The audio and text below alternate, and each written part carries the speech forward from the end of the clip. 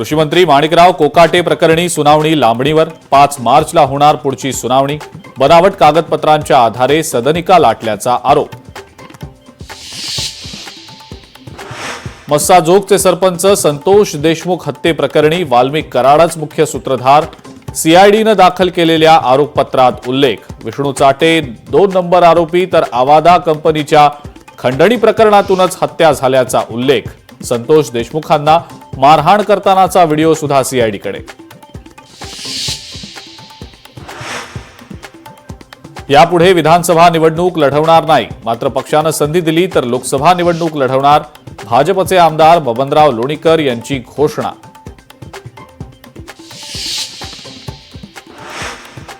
शक्तीपीठ महामार्गाच्या विरोधात कोल्हापुरातले शेतकरी आक्रमक। 12 मार्चला विधान भवनावर मोर्चा काढणार, सतेज पाटलांचा इशारा।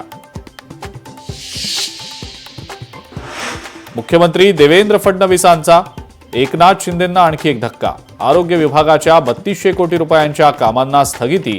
तत्कालीन आरोग्यमंत्री तानाजी सावंतांनी घोटाळा केल्याचा आरोप, सूत्रांची माहिती। त्यांना एक दिवस मातोश्रीच्या दारातच उभं राहावं लागेल। रामदास कदमांना संजय राऊतांचं प्रत्युत्तर। तर शिंदेंच्या काळात कामं नाही तर भ्रष्टाचार झाला, फडणवीस कारवाई करणार असतील तर स्वागतच, राऊतांचा टोला। काँग्रेसकडनं विधिमंडळ पदाधिकाऱ्यांच्या नियुक्त्या जाहीर। विधान परिषदेतील गटनेता म्हणून सतेज पाटलांची नियुक्ती, तर अमित देशमुख विधानसभेतले मुख्य प्रतोद।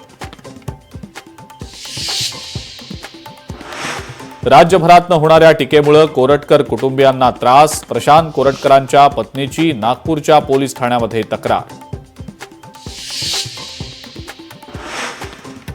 शनी शिंगणापूरच्या शनिदेवाला आता केवळ ब्रँडेड तेलाचाच अभिषेक। शनैश्वर देवस्थान विश्वस्त मंडळाचा नवा ठराव। आजपासून निर्णयाची अंमलबजावणी।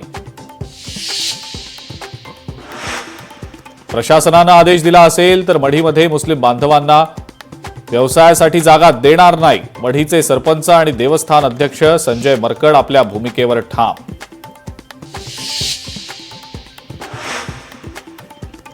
आणि मध्य आणि पश्चिम रेल्वेवर आज आणि उद्या मेगा ब्लॉक। मध्य रेल्वेवर प्लॅटफॉर्म विस्तारीकरणासाठी 10 तासांचा ब्लॉक। रात्री उशिरा प्रवास करणाऱ्यांना फटका बसण्याची शक्यता। लोकशाही मराठी ऐका, पहा, जागरूक रहा।